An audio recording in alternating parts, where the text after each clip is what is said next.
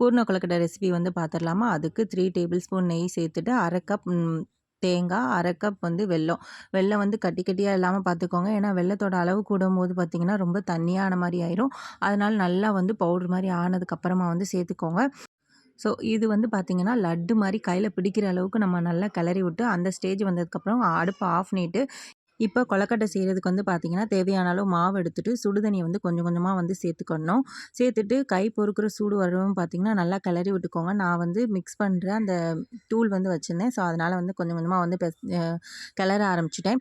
இப்ப மோல்டில் வந்து பார்த்திங்கன்னா நெய் சேர்த்துட்டு நம்ம கொழுக்கட்டை மாவை வந்து உள்ளே வந்து இன்சர்ட் பண்ணிக்கலாம்.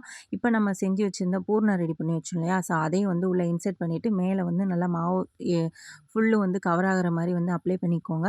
அப்ளை பண்ணிவிட்டு கரெக்டாக ஒரு 7லேருந்து 8 நிமிஷம் போதும். அந்த இதில் எடுத்துட்டிங்க அப்படின்னா நல்லா பஞ்சு போல் வந்து கொழுக்கட்டை வந்து இருக்கும். ரொம்ப நேரம் ஓவர் குக் ஆயிடுச்சு அப்படின்னா கொஞ்சம் ரப்பர் மாதிரி ஆயிரும். ஸோ நான் சொன்ன மாதிரி ட்ரை பண்ணி பாருங்கள். கண்டிப்பாக சூப்பராக இருக்கும். எப்படி இருக்குன்னு மறக்காமல் கமெண்ட் பண்ணுங்கள். தேங்க்ஸ் ஃபார் வாட்சிங்.